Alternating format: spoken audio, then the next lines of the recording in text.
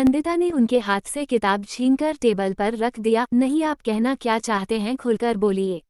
आपका मतलब है मैं उसके लिए ढंग की लड़की नहीं ढूंढ पाई? देख लीजिएगा, ऐसी लड़की लेकर आओगी जो आप लोगों ने कभी सोची नहीं होगी।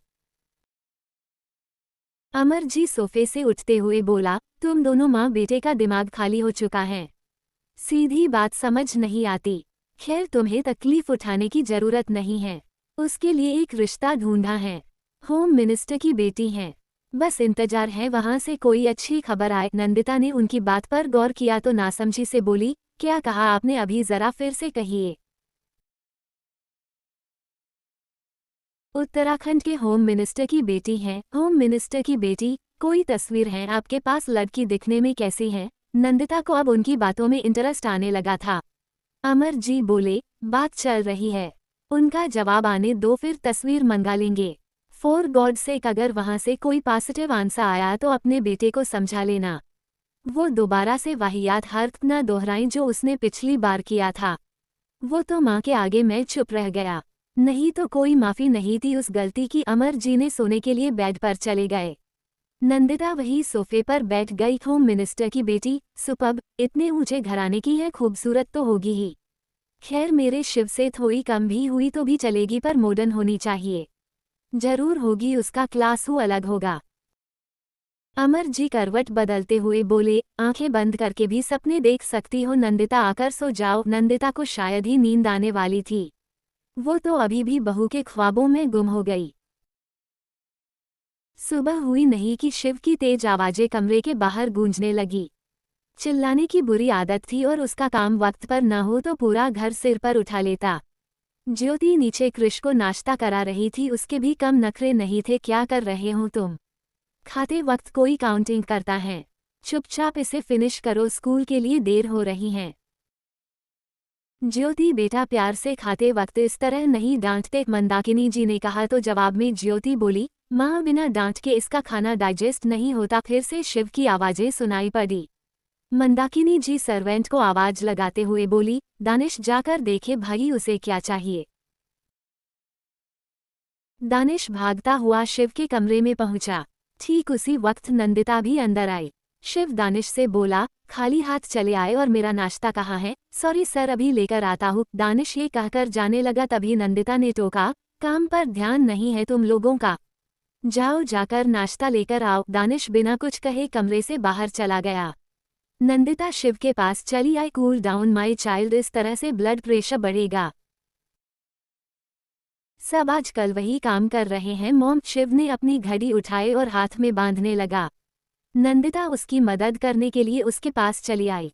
उसने शिव की घड़ी बांधी और उसका कॉलर ठीक करते हुए बोली, सवेरे सवेरे मूड खराब नहीं करते, इसका असर दिन भर के काम पर पड़ता है।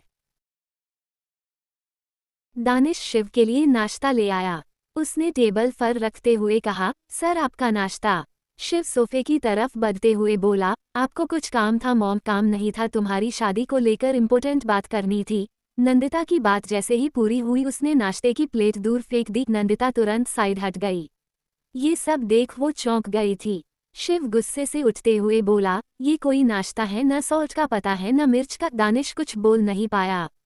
शिव ने अपना कोट उठाया और दरवाजे की तरफ बढ़ते हुए बोला, कुक बदलिए मॉम।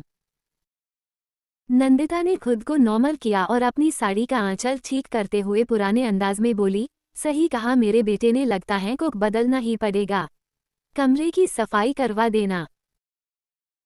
शिव गुस्से से नीचे आया और बिना किसी की ओर देखे सीधा बाहर चला गया। ज्योति और मंदाकिनी जी खुद इस बात से हैरान थी। ज्योति ने कहा, ऐसा लगा जैसे ऊपर कुछ टूटा हो। शिव भी काफी गुस्से में निकला है। लगता है फिर इसने गुस्सा घर की चीजों पर उतारा है। अब तुम्हें समझ आया ज्योति, मैं क्यों इसकी शादी करवाने पर तुली हूँ।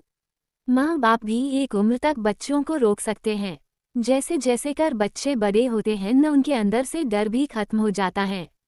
प्यार जिम्मेदारी इंसान की अकल को झुका देती है, चाहे सामने कितना भी बड़ा अहंकारी हो।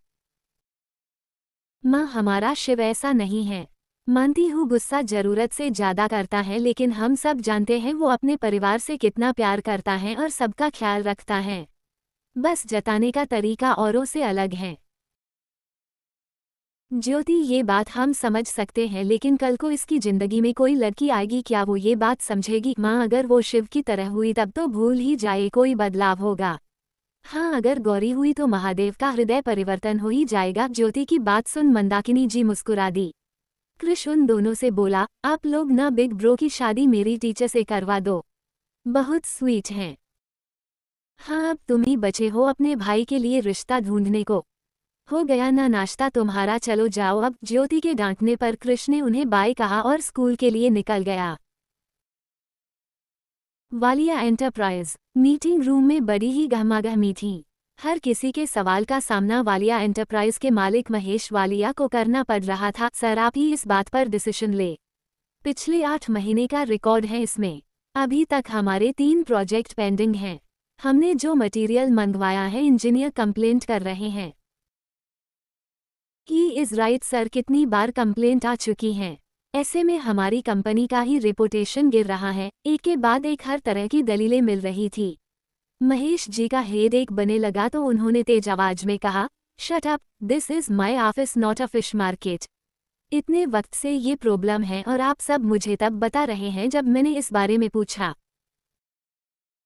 एक्चुअली सर, दक्ष सर जब थे तो उन्हें बताया करते थे। आपके ट्रिप पर जाने के बाद बताने का मौका ही नहीं मिला। एक लेडी ने अपनी बात खत्म की, तभी दूसरे शख्स ने कहा, सर जो प्रोजेक्ट पेंडिंग है उसे दक्ष सर देख रहे थे। उनके जाने के बाद से वो पेंडिंग हैं। रमेश जी ने अपना हाथ दिखाकर सबको चुप होने का इशारा कर दिया। मैं आपकी बातों पर ध्यान दूंगा, फिलहाल आप लोग जा सकते हैं। महेश जी ने कहा तो सब लोग एक एक कर वहां से लौट गए। महेश जी ने अपने बॉडीगार्ड से कहा, तारिक फोन लगाओ दक्ष को। तारिक ने उनके कहने पर दक्ष को फोन लगाया। वहीं दूसरी तरफ दक्ष ड्राइव कर रहा था। तारिक का फोन देख दक्ष मुस्कुरा दिया। फाइनली डैड, आपको अपने बेटे की याद आ ही गई। बट सॉरी, अभी दक्ष वालिया नाराज हैं। दक्ष ने कॉल कट कर दिया। तारिक महेश जी से बोला, सर उन्होंने फोन नहीं उठाया, कॉल अगेन। महेश जी ने थोड़ा गुस्से से कहा। तारिक ने फिर से दक्ष को कॉल लगाया। दक्ष ने गाड़ी सड़क किनारे खड़ी की और कान में ब्लूटूथ कनेक्ट करते हुए बोला, अब क्या कर सकते हैं दक्ष बेटा, इकलौते बाप हैं, उन्हें परेशान करना भी अच्छी बात नहीं। दक्ष ने फोन रिसीव करते हुए कहा, व्हाट हैपन तारिक, क्यों मुझे बार बार कॉल कर रहे हो? मैं ड्राइव कर रहा हूँ। इससे पहले तारिक कुछ कहता, महेश जी ने उसके हाथ से फोन ले लिया। I want to see you in my office right now. Sorry dad, महीने भर पहले किसी ने मुझसे कहा था, get out of my office. अब आप ही बताइए मैं कैसे आ सकता हूँ? दक्ष ने अपनी नाराजगी जाहिर की। महेश जी ने गुस्से से मुट्ठी कस ली। दक्ष, मैं मजाक के मूड में नहीं हूँ, अभी इसी वक्त मेरे ऑफिस आओ, इट्स माई ऑर्डर। इतना कहकर महेश जी ने फोन काट दिया। दक्ष अपने फोन को घूरते हुए बोला, कभी प्यार से बात नहीं करते, ये सचमुच मेरे ही बाप हैं न? दक्ष का सवाल अपने डैड के लिए था तो जवाब भी उन्हीं से मिलता। उसने गाड़ी आगे बढ़ा दी। इधर शैलेश जी चंद्रशेखर जी के कैबिन में पहुंचे। सर, आपसे मिलने कोई पंडित दिनकर प्रसाद आए हैं। कह रहे हैं संत परमहंस जी ने भेजा है। परमहंस जी ने भेजा है, उन्हें अंदर भेजिए, चंद्रशेखर जी ने कहा। शैलेश जी अपने साथ पंडित जी को अंदर वे आए। अंदर आते ही उन्होंने चंद्रशेखर जी को नमस्कार किया। चंद्रशेखर जी भी उनके सम्मान में उठ खड़े हुए, आइए बैठिए। मेरी कोई ज्यादा बड़ी तारीफ नहीं है। मैंने आपको ऋषिकेश में देखा था। वहां जब आपने पूजा के वक्त अपनी बेटी के विवाह की बात कही तो मेरे मन में ये बात ठहर गई। अहमदाबाद में मेरे एक यजमान है अमर मल्होत्रा, वो भी अपने बेटे के लिए एक सुशील और गुणकारी लड़की की तलाश में थे। मैंने उनके आगे आपकी बेटी का जिक्र चलाया। चंद्रशेखर जी नाम सुनकर सोच में पड़ गए। क्या नाम बताया आपने? अमर मल्होत्रा।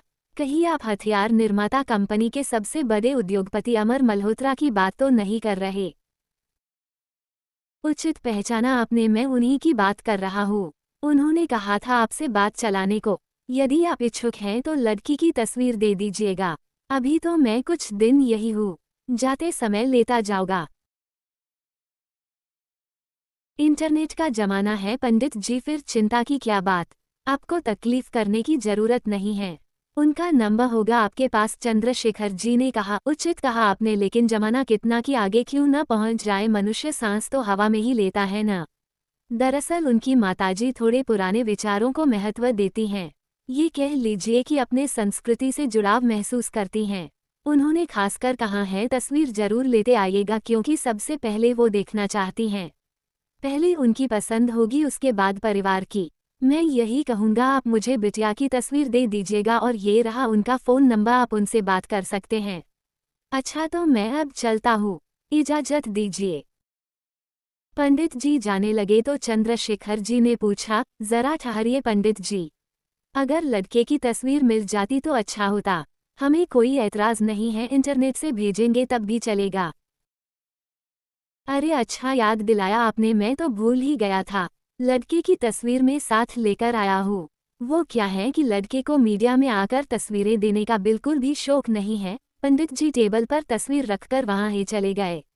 चंद्रशेखर जी के हाथ में इस वक्त शिव की तस्वीर थी, शिव मल्होत्रा। चंद्रशेखर जी ने तस्वीर के पीछे लिखे नाम को पढ़ा। सिद्धि नर्मदा जी के कमरे में पहुंची। उसने दरवाजा नोक किया तो नर्मदा जी ने मुड़कर देखा। सिद्धि हिचकिचाते हुए अंदर चली आई। आंटी, मैं आपसे सॉरी कहने आई थी। आप इसे मेरी जिंदगी की आखिरी गलती समझ लीजिए। मैं दोबारा शिकायत का मौका नहीं दूंगी। कृतिका मुझे सब कुछ बता चुकी है। सिद्धि बेटा, यहाँ आओ, बैठो मेरे पास। सिद्धि वही बिस्तर उनके पास बैठ गई। नर्मदा जी ने कहा, ऐसी बात नहीं है कि मैं तुम्हें या घर के बाकी बच्चों में फर्क करती हूँ। उस समय बहुत बुरा लगा, सिर्फ इसलिए क्योंकि मेरी सिद्धि कभी मुझसे झूठ नहीं बोलती, इसलिए उससे भी ज्यादा विश्वास मैं तुम पर करती हूँ। मुझे लगा तुमने मुझसे बात छिपाई, इसलिए मेरी नाराजगी बढ़ गई थी। बेटा, आइंदा ऐसा कभी मत करना। मुझे बताने वाली हर बात मुझसे कहना। सिद्धि के चेहरे पर हल्की मुस्कुराहट थी। उसे खुशी इस बात की थी नर्मदा जी अब उससे नाराज नहीं है। सिद्धि ने कहा, आंटी मुझे माफ किया है तो प्लीज कृतिका को भी माफ कर दीजिए। उसका बचपना समझकर। बिल्कुल नहीं, उसे तो माफ नहीं करूंगी। अभी कुछ दिन उसे और सजा भुगतने दो, तब कहीं जाकर उसकी अक्ल ठिकाने आएगी। सिद्धि उन्हें मनाने की कोशिश कर रही थी, लेकिन इस मामले में वो उसकी एक नहीं सुनने वाली थी। दक्ष अपने ऑफिस पहुंच चुका था। काफी दिनों बाद आया तो इसलिए सभी स्टाफ उसे देखकर हैरान थे। दक्ष एक मिनट के लिए रुक गया। अब तक सब उसी को घूर रहे थे। पीछे पलटकर देखा तो सभी वापस से अपने अपने काम पर लग गए। दक्ष आगे बढ़ गया। उसने कैबिन का डोर नॉक किया तो अंत से आवाज आई, कम इन। दक्ष काफी डिसेंट तरीके से अंदर गया। Good morning sir. ये गुड मॉर्निंग का नहीं, गुड आफ्टरनून का टाइम है। महेश जी ने फाइल बंद की और दक्ष की तरफ देखा। आई थिंक बहुत छुट्टियां मना ली तुमने। सारा काम पेंडिंग पड़ा है। ओह, तो काम का बोझ बढ़ा तो बेटे की याद आ गई, वरना तो मेरी कोई इज्जत ही नहीं। दक्ष मन ही मन खुद से बोला। महेश जी ने कहा, अब यहाँ खड़े मत रहो। ऑफिस वर्क हैंडल करने के लिए एक सेक्रेटरी की जरूरत है। एचआर डिपार्टमेंट ने कुछ सिलेक्ट की हैं। जाओ देखो कौन सुटेबल हैं। जल्द से जल्द ऑफर लेटर दो ताकि वो काम संभाले। दक्ष चुपचाप वहां से चला गया। बाहर आकर उसने एक गहरी सांस भरी। डैड के आगे जुबान नहीं चली उसकी। फाइनली दक्ष अपने कैबिन में पहुंचा। उसने टेलीकॉम से ऑर्डर दिया, जल्दी से एक ब्लैक कॉफ़ी मेरे कैबिन में भेजो और एचआर डिपार्टमेंट से कहो जो भी सिलेक्टेड कैंडिडेट है उन्हें मेरे कैबिन में भेजें। श्योर सर, मैं अभी भेजता है। दक्ष ने जवाब सुनकर फ़ोन नीचे रख दिया। इधर प्यून कॉफ़ी लेकर आगे बढ़ रहा था। जैसे ही उसने कैबिन का दरवाज़ा खोला, ठीक उसी वक्त एक लड़की ने भी कैबिन का डोर पकड़ा। सॉरी, कॉफ़ी उसके फाइल और कपड़ों पर गिर चुकी थी। आंखें एकदम से बड़ी बड़ी हो गई। काजल से सनी आंखें चश्मे के उस पार से दिखाई पड़ रही थी। सॉरी सॉरी मैडम, मैंने जानबूझकर नहीं किया। जानबूझकर हो या गलती से, कपड़े तो खराब हो गए ना मेरे। ये कहते हुए वो लड़की रूम के अंदर दाखिल हुई। मे आई कम इन सर। मोहतरमा, आप अंदर दाखिल हो चुकी हैं। ये कहते हुए दक्ष ने पीछे पलटकर देखा। डरी सफ़ेद रंग का सूट सलवार जिस पर कॉफ़ी का दाग लगा हुआ था। ऐसा लग रहा था मानो लॉन्ड्री से बिना धुले ही कपड़ों को उठा लिया गया हो। चेहरे पर डर और घबराहट के एक्सप्रेशन थे। गोल मटोल सा चेहरा और आंखों पर नजर बड़ा सदा चश्मा लगा रखा था उसने। दक्ष ने कसकर अपनी आंखें मींची और फिर सामने की ओर देखकर बोला, सर मैं इंटरव्यू के लिए आई हूँ। सेक्रेटरी की जॉब के लिए अप्लाई किया है मैंने। शिखा नाम है मेरा। दक्ष का ध्यान उसके बातों पर नहीं उसके कपड़ों पर था। शिखा ने उसकी नज़रों का पीछा किया तो बेहद ही शर्मिंदगी के साथ बोली, सॉरी सर ये कॉफ़ी तो आपके पियून ने गिरा दी। ऐसी हालत में मैं यहाँ नहीं आई थी। दक्ष ने खुद को नॉर्मल किया और फ़ोन पर एक मैसेज टाइप कर साइड में रख दिया। उसने शिखा से कहा, वहाँ सोफे पर बैठ जाओ। शिखा को थोड़ा अजीब लगा लेकिन फिर वो चुपचाप सोफे पर जाकर बैठ गई। यही 15 से 20 मिनट गुजरे थे तभी किसी ने कैबिन का डोर नॉक किया। दक्ष के कम इन कहते ही एक लेडी स्टाफ अंदर आई। सर आपने जो कपड़े मंगाए थे वो ये कपड़े इनके लिए हैं जेनी, इन्हें अपने साथ ले जाओ। शिखा को अब समझ आया क्यों इतनी देर से दक्ष ने उसे खाली बिठा रखा था। जेनी उसे अपने साथ ले गई। दक्ष ने अपना लैपटॉप ऑन किया। उसने नजरें उठाकर दरवाजे की तरफ देखा और फिर मुस्कुरा दिया। उसे इनोसेंट कहूं या स्टूपिड। कुछ देर बाद शिखा ने कैबिन का डोर नॉक किया। येस कम इन। दक्ष के कहने पर शिखा अंदर चली आई। उसने ब्लैक जीन्स के ऊपर वाइट शर्ट कुर्ता पहना हुआ था। इन कपड़ों में वो और भी ज्यादा खूबसूरत लग रही थी। दक्ष ने नॉर्मल आवाज में कहा, क्या नाम बताया था तुमने अपना? शिखा। ओह येस मेरे दिमाग से निकल गया था। मिस शिखा मुझे तुम्हारे सर्टिफिकेट्स देखने हैं। शिखा टेबल पर ही अपनी फाइल छोड़कर गई थी। उसने फाइल दक्ष को लाकर दी। दक्ष ने चेयर पर बैठने का इशारा किया तो शिखा शांतिपूर्वक अपनी जगह पर बैठ गई। इन्होंने मेरी मदद की और बिल्कुल नॉर्मल हैं। काफी डाउन टू अर्थ लगते हैं। मुझे इन्हें थैंक यू कहना चाहिए। शिखा मन ही मन खुद से बोली। दक्ष उसकी डिग्रियां देखकर बोला, काफी ब्रिलियंट स्टूडेंट हो लेकिन शिखा डिग्रियां सिर्फ फाइलों में बंद होकर रह जाती हैं। इंसान का हुनर और तजुर्बा उसे आगे पहुंचाता है। राइट सर, अगर मुझे यहाँ काम करने का मौका मिला तो मैं विश्वास दिलाती हूँ कि किसी को निराश नहीं करूँगी। दक्ष ने फाइल बंद कर उसकी तरफ बढ़ा दिया। शिखा तुम हर कैटेगरी में परफेक्ट बैठ रही हो। चलो फिर तुम्हें एक मौका देकर देखते हैं। तुम्हें मेरे डैड को असिस्ट करना है। उनका पर्सनल सेक्रेटरी हैं जो ऑफिस और बाहर दोनों के काम देखता है। तुम्हें जूनियर के तौर पर असिस्ट किया गया है। उनके जो भी काम होंगे वो सभी तुम्हें ऑफिस में रहकर देखना है। इमरजेंसी पने पर तुम्हें ऑफिस के दूसरे काम भी सौंपे जा सकते हैं, जैसे कोई फाइल वर्क या फिर कुछ क्लाइंट को अटेंड भी करना पड़ सकता है। डोंट वरी, टीम वर्क होगा, तुम हैंडल कर सकती हो। जाकर जेनी से मिलो, वो तुम्हें सारा काम समझा देगी। टर्म्स एंड कंडीशन पने के बाद कॉन्ट्रैक्ट पेपर पर साइन करना। बाकी फॉर्मेलिटी जेनी देख लेगी। शिखा ने उसकी बातों पर हाँ में सिर हिला दिया। दक्ष ने कहा, अब तुम जा सकती हो। शिखा उठ खड़ी हुई। जैसे ही जाने लगी तभी उसे कपड़ों का ख्याल आया। उसने पलटकर कहा, सर मुझे कुछ कहना है। बोलो। इन कपड़ों के लिए थैंक्स। इसमें थैंक्स की क्या बात है? मेरे पियून से गलती हुई है, उसकी तरफ से सॉरी समझ लेना। शिखा हल्का मुस्कुराई और दक्ष के कैबिन से बाहर चली गई। दक्ष वापस से अपने काम में लग गया। इसी बीच उसके फ़ोन पर एक मैसेज आया। दक्ष ने मैसेज पढ़ा तो उसका मुंह बन गया। इतने वक्त बाद डैड ने ऑफिस बुलाया है, आसानी से छुट्टी नहीं देंगे। अब कौन सा नया बहाना बनाओ। शाम का वक्त, शिव का कैबिन। शिव इस वक्त अपने लैपटॉप के साथ बिजी था। वहीं इवांश भी उसी रूम में मौजूद था। उसने पेजेस को फाइल में अरेंज किया और शिव के पास पहुंचा। सर फाइल तो ठीक है लेकिन सेकंड लास्ट पेज पर आपके साइन रह गए हैं। शिव ने उससे फाइल लेकिन साइन किया। इवांश लॉयर से बात की तुमने? चीफ उन्होंने कल शाम की अपॉइंटमेंट दी है। मीटिंग की जगह फिक्स करके बतानी है। होटल करूँ या ऑफिस? होटल कर दो। कल एक क्लाइंट के साथ मीटिंग भी है। जिस होटल में क्लाइंट से मिलना होगा वही लाया से भी बात हो जाएगी। तुम दोनों से मीटिंग का टाइम इस तरह से शेड्यूल करना कि इधर क्लाइंट से मीटिंग खत्म हो तो उधर लाया से बात हो जहां। और राइट चीफ, ऐसा ही होगा। इवांश जाने लगा तो शिव बोला, ये फाइल चाचू को देना और तेजस फ्री हो तो उसे मेरे कैबिन में भेज देना, और अगर बिजी हुए तो इवांश के इस सवाल पर शिव उसे घूरने लगा। इवांश अपनी नजरें झुकाते हुए बोला, समझ गया, आपसे ज्यादा जरूरी कोई काम नहीं।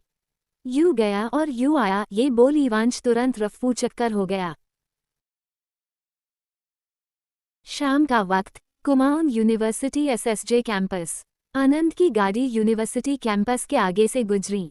आनंद ने ड्राइवर को गाड़ी रोकने के लिए कहा। उसकी गाड़ी के साथ गार्ड्स का काफिला रुक गया। आनंद गाड़ी से नीचे उतरे लगा तो उसके गार्ड ने आगे बढ़कर गाड़ी का दरवाजा खोला। माहिरा, आनंद ने दूर से आवाज लगाई। उसकी आवाज सुन माहिरा अपनी किताबों को संभालती हुई पीछे पलटी। आनंद को देख वो मुस्कुरा दी। आनंद उसकी तरफ बढ़ रहा था। माहिरा भागती हुई उसके पास चली आई। मिस्टर देवानंद, आप यहाँ? प्रश्नवाचक चिन्ह अल्पविराम डॉट। माहिरा, नाम बिगाड़ना बंद करो, सिर्फ आनंद हूँ, कोई देवानंद नहीं। आप चाहे जो कहें, मैं तो आपक देवानंद ही कहूंगी। एक तो वो मेरे फेवरेट एक्टर और ऊपर से आपकी पर्सनैलिटी उनसे काफी मिलती है, माहिरा ने मुस्कुराते हुए कहा। आनंद अफसोस के साथ बोला, तुम्हें समझाने का कोई फायदा नहीं। इस तरह बीच सड़क पर क्या कर रही हो? माहिरा बुरा सा मुंह बनाकर बोली, मैं तो घर जाने के लिए निकली थी, लेकिन ये ऑटो रास्ते में ही खराब हो गया। सोच रही थी वापस यूनिवर्सिटी जाऊं, वैसे भी ज्यादा दूर नहीं है। वहां कम से कम ऑटो तो मिलेगा, यहाँ कुछ भी नहीं मिलेगा। कहीं जाने की जरूरत नहीं है, मेरे साथ चलो। आनंद ने गाड़ी की तरफ इशारा किया। माहिरा कुछ देर शांत रही, लेकिन फिर उसने हाँ में गर्दन हिला दी। आनंद ने उसके लिए गाड़ी का दरवाजा खोला और उसके बैठने के बाद वो भी गाड़ी के अंदर चला आया। माहिरा ने पूछा, वैसे आप यहाँ क्या कर रहे थे? किसी काम से आया हुआ था, घर ही जा रहा कि तुम रास्ते में दिख गई।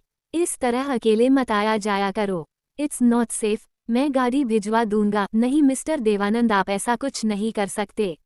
मेरी दीदी को तो जानते हैं ना, वो न तो ऊंचे शौक पालती हैं और न ही एहसान लेना पसंद करती हैं। माहिरा की इस बात पर आनंद बोला, येस यू आर राइट, इस बात से तो मैं भी इनकार नहीं कर सकता।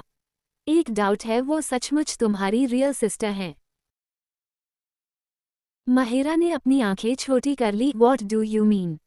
आनंद अपनी हंसी रोकते हुए बोला, मजाक कर रहा था, डोंट टेक सीरियस। गाड़ी अचानक ही झटके के साथ रुकी और माहिरा आनंद से जा टकराए। किसी को कुछ समझ नहीं आया। आनंद ने उसे थाम रखा था। माहिरा ने अपना चेहरा उठाया तो आनंद ने पूछा, are you all right? Mahira ने हाँ में अपनी गर्दन हिलाई और आनंद से अलग हो गई। आनंद ड्राइवर से बोला, गाड़ी चलानी भूल गए क्या? कैसे चला रहे हो? सॉरी सर, सामने बिल्ली आ गई थी तो कुछ समझ नहीं आया, ड्राइवर ने कहा। माहिरा ने अपनी किताबों को जकड़ते हुए सीने से लगा लिया। शायद मन में हिचकिचाहट बैठ गई थी। कुछ ही देर बाद गाड़ी उनके घर के आगे रुकी। माहिरा गाड़ी से बाहर निकली और रुककर आनंद के पास चली आई। उसने झुककर कहा, आप अंदर नहीं आएंगे? पापा भी आपसे मिलकर बहुत खुश होंगे। हाँ, मैं भी काफी दिनों से अंकल से नहीं मिला। आनंद माहिरा के साथ घर के अंदर चला आया। माहिरा ने बैग पर रखा और अंदर आते ही सोमनाथ जी को आवाज लगाई। पापा, पापा कहाँ हैं आप? वो उन्हें ढूंढती हुई गार्डन में पहुंची। सोमनाथ जी वहीं बैठे थे। माहिरा ने जाकर उन्हें साइड से हग किया। कब से आवाजें लगा रही हूँ और आप यहाँ हैं? देखिए, आपसे मिलने कौन आया है? मुझसे मिलने कौन आया है? सोमनाथ जी की नजरें आनंद पर गई तो वो मुस्कुरा दिए। आनंद बेटा तुम? थैंक गॉड अंकल, आपने तो मुझे मेरे नाम से पुकारा। थोड़ा इस बेवकूफ़ लड़की को भी समझाइए। देवानंद देवानंद बोलकर मुझे ब्लैक एंड व्हाइट जमाने में पहुंचा देती है। आनंद की इस बात पर सोमनाथ जी हंसने लगे। तुम्हें तो मालूम ही है ये कितनी शैतान है। सिवाय सिद्धि के इसे और कोई नहीं सुधार सकता। बस बस मेरी इतनी बुराई मत कीजिए। मेरे मुंह पर तो बिल्कुल नहीं, माहिरा ने मुंह बनाते हुए कहा। ठीक है, तुम्हारे पीठ पीछे करेंगे। जाओ, जाकर चाय बनाकर लाओ। क्या चाय? मुझे कोई चाय वाय बनानी नहीं आती, मुझसे ज्यादा झूठ मत बोलो। सिद्धि मेरी दोस्त है और उसने मुझे सब बताया है तुम्हें क्या आता है और क्या नहीं। वो कहती तुम्हारे हाथ की चाय उससे भी अच्छी बनती है। मुझे भी पीनी है और अंकल को भी। क्यों अंकल पिएंगे ने आप? आनंद के पूछने पर सोमनाथ जी बोले, अगर हमारी बिटिया पिलाएंगी तो जरूर पिएंगे। आनंद माहिरा से बोला, सुना तुमने, चलो जाओ अब बयासी 2 कप चाय बनाकर लाओ। माहिरा मुंह बनाकर वहां से चली गई। सोमनाथ जी और आनंद दोनों हंस पड़े। माहिरा किचन में चली आई। उसने पतीले में पानी डाला और टेबल से टिककर खड़ी हो गई। होठों पर एक मुस्कान थी और इस मुस्कान की वजह आनंद था। माहिरा को वो पल याद आया जब गाड़ी में उसे बचाने के लिए आनंद ने उसे थाम लिया था। दिल में ढेरों तितलियां उड़ने लगी थी। पानी में उबाल आ चुका था।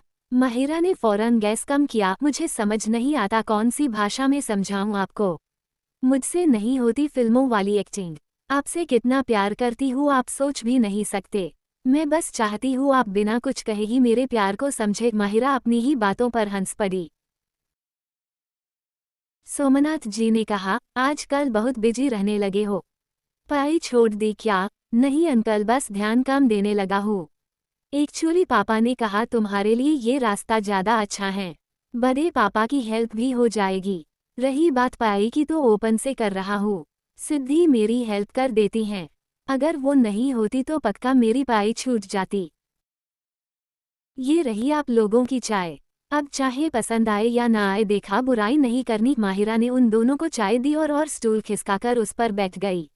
आहद ने चाय का एक सिप लेकर कहा, नॉट बैड अंकल, सिद्धि बिल्कुल सही कहती है। दोनों ही इस बात पर एक साथ हंस पड़े।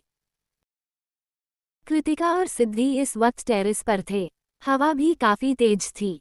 कृतिका दीवार से टिककर खड़ी हो गई। सिद्धि कुछ तो बोल यार, माँ भी बात नहीं कर रही और पापा उनसे तो कुछ कहने की मेरी हिम्मत ही नहीं हो रही। इसमें मैं क्या कहूँ कृतिका, अंकल आंटी की नाराजगी जायज है। कोई छोटी मोटी गलती तो नहीं थी हमारी जो नाराजगी छू मंतर हो जाएगी। थोड़ा वक्त दो उन्हें और नॉर्मल बिहेव करो। बार बार उन्हें उस वक्त की याद मत दिलाओ। धीरे धीरे सब नॉर्मल हो जाएगा, सिद्धि ने कहा।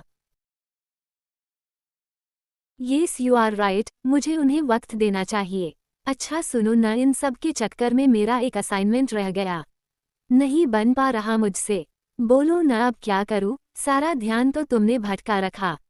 मैं हेल्प कर दूंगी। वैसे सबमिशन डेट में अभी वक्त है, तब तक हम बना लेंगे, सिद्धि ने कहा।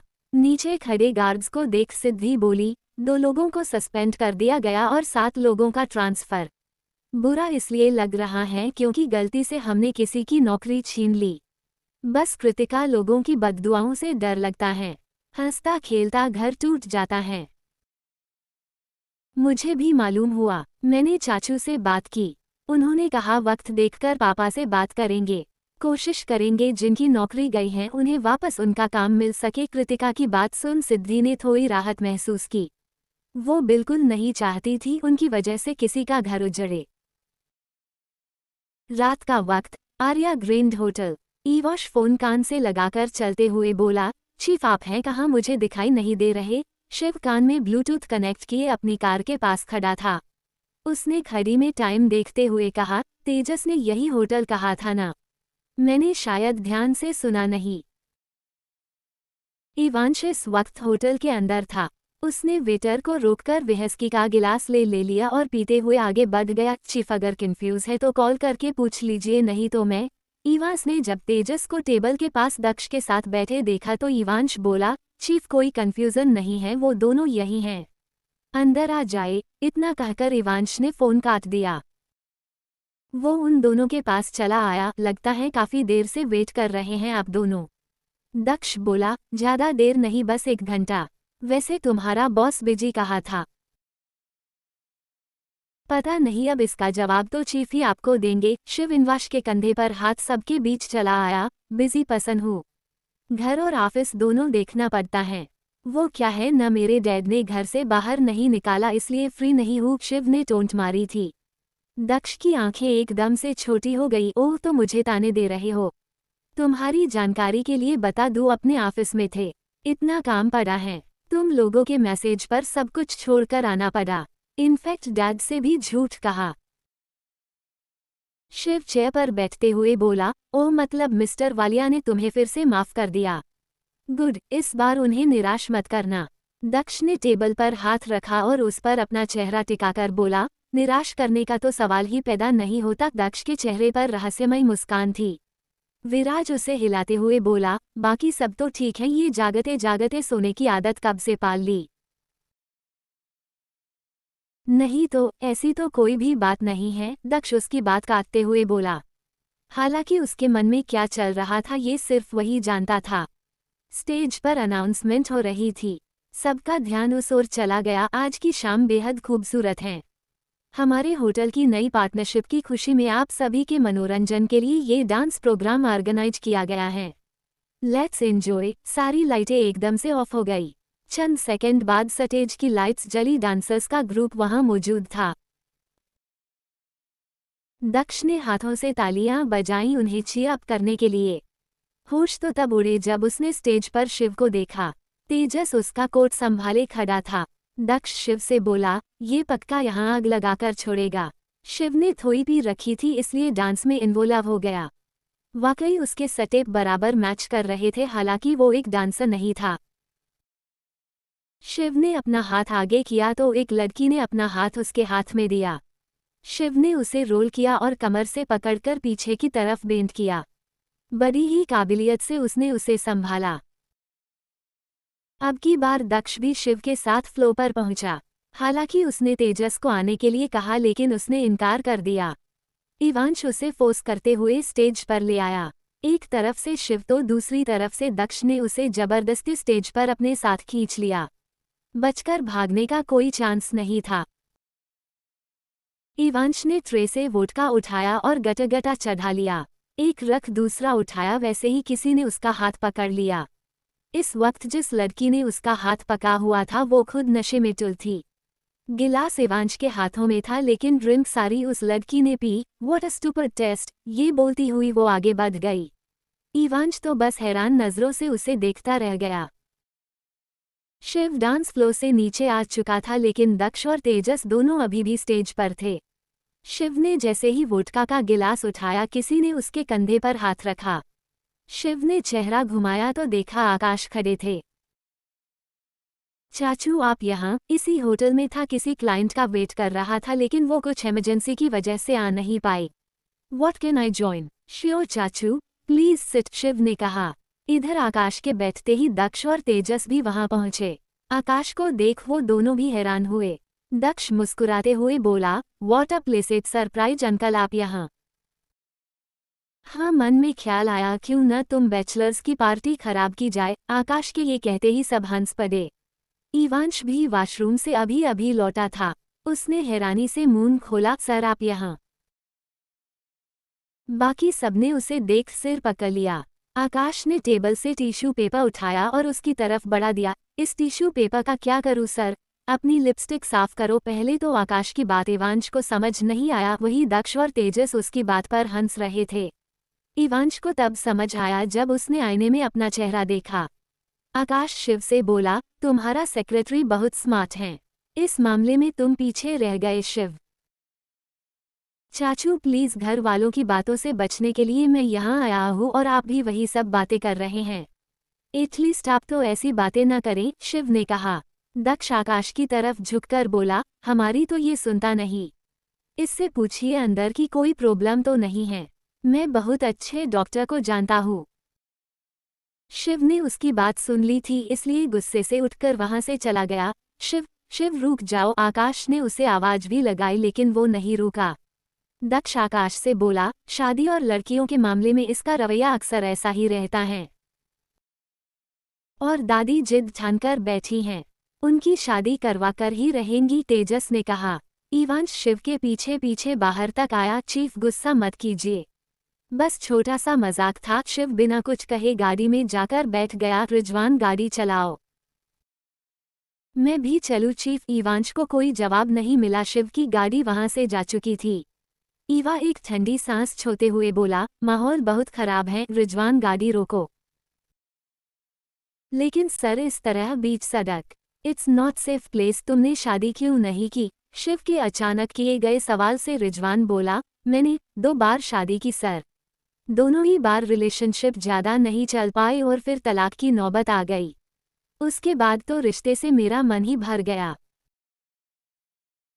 लव मैरिज थी या अरेंज? शिव ने फिर सवाल किया। पहली शादी लव मैरिज थी, वो नहीं टिकी तो सोचा घर वालों की बात मान लूं। किस्मत देखिए अरेंज मैरिज भी नहीं टिकी।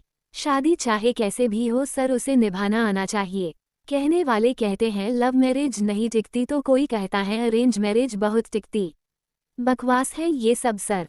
असली बात तो ये है कोशिशें इंसान करता है और वो कोशिश सच्ची हो तो सब कुछ टिकता है। शिव ने आगे कोई सवाल नहीं किया। रात का वक्त, चंद्रशेखर जी का कमरा। चंद्रशेखर जी ने हाथ में पकड़ी किताब को टेबल पर रखा और नर्मदा जी से कहा, एक बात पूछनी थी। कृतिका की शादी के बारे में क्या ख्याल है? नर्मदा जी बोली, इसमें ख्याल क्या करना है?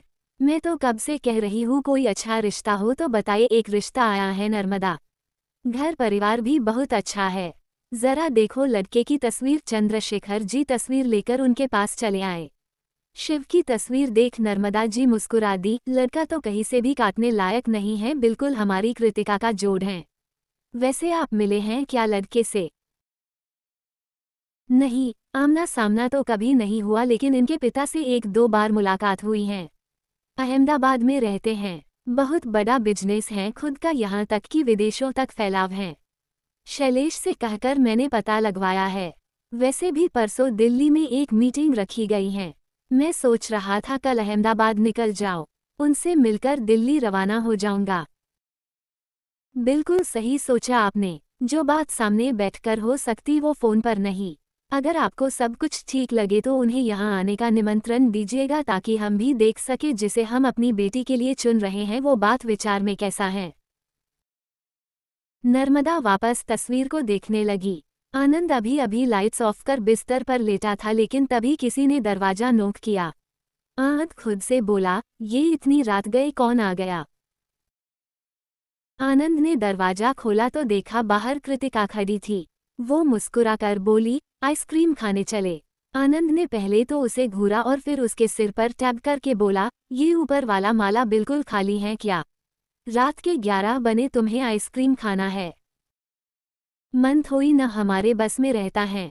अब चलो भी ज्यादा नखरे मत दिखाओ। कृतिका जबरदस्ती उसे अपने साथ खींच कर ले गई। कृतिका स्टॉप इट, कहाँ ले जा रही हो? ओफो, बहुत सवाल करने लगे हो तुम। दोनों किचन में चले आए। कृतिका ने 2 बाउल में आइसक्रीम निकाला और उसकी तरफ बढ़ाकर बोली, तुम्हारा फेवरेट बटरस्कॉच। बटरस्कॉच? इतना बटरिंग कर रही हो, इसके पीछे रीजन भी तो बताओ। आनंद ने उसकी चालाकी पकड़ते हुए कहा। कृतिका खाते हुए बोली, यू आर वेरी स्मार्ट। आज तुमने साबित कर दिया कि तुम मेरे ही भाई हो। सो फनी, चुपचाप से काम बोलो अब। कृतिका ने बाउल नीचे रखा और रिक्वेस्ट भरी आवाज में बोली, देखो आनंद, मैं ना पापा को सॉरी बोलना चाहती हूँ। तुम्हें तो पता है ये काम खाई में कूदने जैसा है। प्लीज मेरी हेल्प कर दो। कृतिका, बड़े पापा ने इतने दिनों के बाद आज मुझसे बात की। मैं उन्हें फिर किसी बात से नाराज नहीं करना चाहता।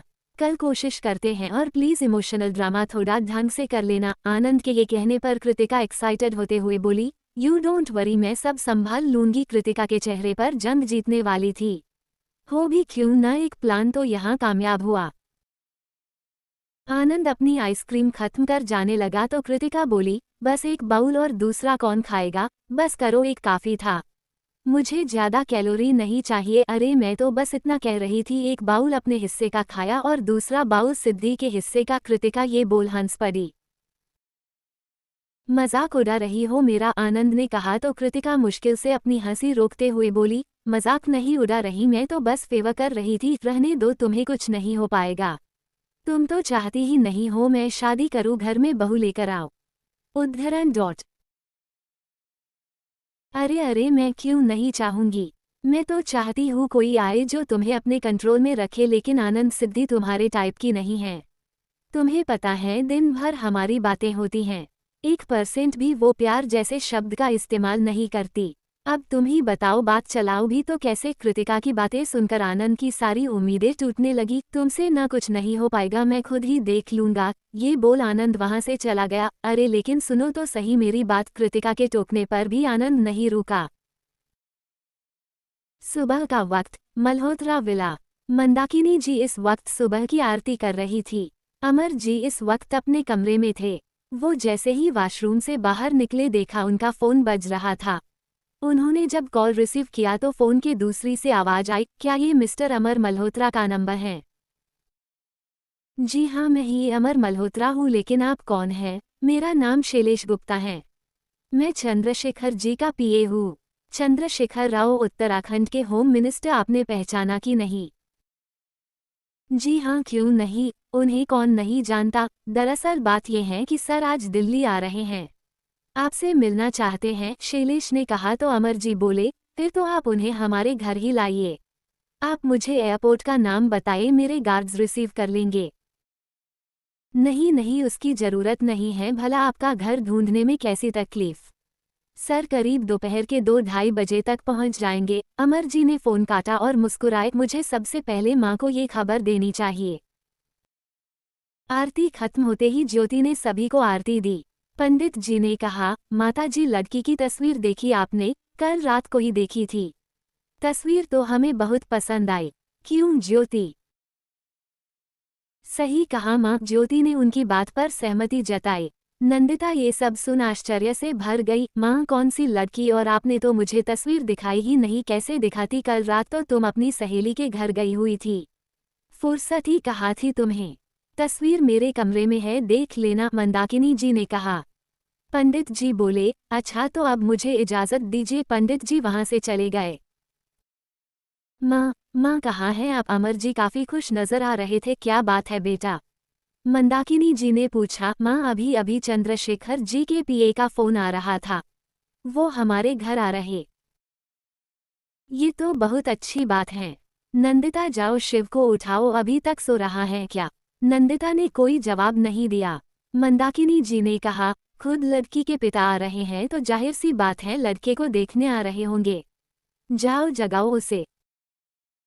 माँ शिव अपने कमरे में नहीं है। मैं सुबह गई थी उसके कमरे में। क्या मतलब कमरे में नहीं है? देखो शायद जिम में होगा। माँ वो वहाँ भी नहीं है। मंदाकिनी जी हैरानी भरे स्वर में बोली, कमरे में नहीं है, जिम में नहीं है, तो फिर कहाँ है? अमर फोन करके पूछो उससे। जी मैं अभी बात करता हूँ। अमर जी शिव का नंबर डायल करते हुए वहाँ से आगे बढ़ गए। माँ मैं नाश्ता लगवाती हूँ, ज्योति ये बोल किचन की तरफ बढ़ गई। नंदिका का ध्यान तो अभी भी तस्वीर पर अटका हुआ था। वो मंदाकिनी जी के कमरे में चली गई। टेबल पर ही लिफाफ पड़ा था। नंदिता ने तस्वीर खोला। कृतिका की तस्वीर इस वक्त उनके हाथ में थी। नंदिता मुस्कुरा दी, नॉट बैड शिव, ये तस्वीर तुम्हारे लायक है। अमर जी 2 से 3 बार शिव का नंबर डायल कर चुके थे, लेकिन शिव ने फोन रिसीव नहीं किया। अमर जी ने अब की बार इवांश को कॉल लगाया। इवांश ने फोन रिसीव कर हल्लो का। उसकी आवाज से ही पता चल रहा था वो इस वक्त आधी नींद में है। शिव कहाँ है इवांश? वो मेरा फोन नहीं उठा रहा। शिव का नाम सुनते ही इवांश की नींद खुल गई। चीफ तो कल मुझे अपने साथ नहीं ले गए। वो होटल से गुस्से में निकले थे, मुझे भी साथ जाने से मना कर दिया। What do you mean? तुम उसके पीए हो और तुम्हें नहीं मालूम वो कहाँ है? सॉरी सर, मैं अभी चीफ का पता लगाता हूँ। इवांश की बात खत्म हुई तो अमर जी ने फोन काट दिया। इवांश अपना सिर खुजलाते हुए बोला, अब इस किससे मालूम करूँ? कहाँ गए होंगे चीफ? ओह ये इस रिजवान को जरूर मालूम होगा। इवांश ने रिजवान को कॉल लगाया। रिजवान पुल साइड से होकर आगे बढ़ ही रहा था कि तभी इवांश का नंबर देख उसने कॉल रिसीव किया। हेलो सर, आपने सुबह सुबह कॉल किया। Everything is all right. तुम मेरी छोड़ो और मुझे बताओ चीफ कहाँ हैं? उनके डैड कब से उनका नंबर ट्राई कर रहे हैं। चीफ इस वक्त अपने अपने बंगलों पर हैं, रिजवान ने कहा तो इवांश ने अपना सिर पकड़ लिया। अरे भाई कौन से बंगलों पर? चीफ का कोई एक बंगलों तो है नहीं। सर इस वक्त दीव में है। रिजवान के ये कहते ही इवांश का मुंह खुला का खुला रह गया। चीफ दीव पहुंच गए। शिव हाथ में कॉफी मग पके इस वक्त बीच किनारे बैठा था। सामने दूर तक फैली अशांत लहरें थी। वही एक नौकर भागता हुआ शिव के पास पहुंचा और उसका फोन देते हुए बोला, सर आपके घर से फोन है। शिव ने अमर जी का नंबर देखकर कॉल रिसीव किया। Good morning dad. शिव कहाँ हो इस वक्त तुम? अभी के अभी घर आओ। सॉरी डैड आज मैंने ऑफ ली है, कल घर लौटूंगा, शिव ने नॉर्मल तरीके से कहा। फोन के दूसरी तरफ से अमर जी ने थोड़ा गुस्से से कहा, तुम्हें एक बार में बात समझ नहीं आती? कहा ना अभी घर आओ, कुछ मेहमान आ रहे हैं तुमसे मिलना चाहते हैं। ऐसे कौन से खास मेहमान आ रहे हैं डैड? जो भी हैं कह दीजिए कल आ जाए। आ जाना पॉसिबल नहीं है। वैसे भी मैं दीव में हूँ। शिव ने जैसे ही अपनी बात पूरी की अमरजीत चौंकते हुए बोले, व्हाट? तुम दीव में हो? शिव तुम्हें देखने लड़की के पिता आ रहे हैं। अब मैं क्या जवाब दूंगा उन्हें? शिव ने अपने होठों को तिरछा मोड़ा। कह दीजिए डैड, आपका बेटा इतना फारिग नहीं है। आना ही था तो 2 दिन पहले अपॉइंटमेंट लेनी चाहिए थी। इतने शॉर्ट नोटिस पर मैं किसी से नहीं मिलता। आप तो ये बात जानते ही हैं। Handle with care. Goodbye dad. अपनी बात पूरी कर शिव ने फोन काट दिया। वहीं दूसरी तरफ अमर जी अपनी बात भी पूरी नहीं कर पाए। मंदाकिनी जी पूछते हुए बोली, बात हुई शिव से? क्या कहा उसने? माँ, वो दीव में है इस वक्त। आप ही बताए, जब तक वो घर लौटेगा तब तक तो शाम हो जाएगी, तो फिर हेलीकॉप्टर भेज दे। ये कहते हुए नंदिता सीढ़ियाँ उतर रही थी। हेलीकॉप्टर भेजने की क्या जरूरत है? ऑलरेडी वहाँ है। वैसे भी तुम्हारा बेटा लीव पर है, कोई उसे किसी काम के लिए नहीं बुला सकता। आकाश ने कहा, भैया पर ज्यादा टेंस क्यों हो रहे हैं? लड़की के पिता आ रहे हैं तो हम हैं न बात करने के लिए। अभी हमने रिश्ता फाइनल नहीं किया है, बहुत से मौके आएंगे मिलने मिलाने के। हमें रिलैक्स होकर सोचना चाहिए। आकाश ठीक कह रहा है अमर बेटा। पहले हम बातचीत कर ले, उसके बाद देखेंगे। मंदाकिनी जी उन्हें समझाते हुए बोली। तेजस अभी अभी जिम से लौटा था। सबको इस तरह हॉल में जमा देख तेजस कृष के पास चला आया। कृष के हाथ में इस वक्त बिस्किट का पैकेट था। तेजस उसके बाल बिगाड़ते हुए बोला, कभी तो बाहर के खाने से परहेज किया कर। वैसे में मीटिंग किस खुशी में है? ब्रो, बिना बात के मेरा हेयर स्टाइल मत बिगाड़ा करो। कृष ने बुरा सा मुंह बनाकर कहा, अच्छा ठीक है, नहीं बिगाड़ूंगा।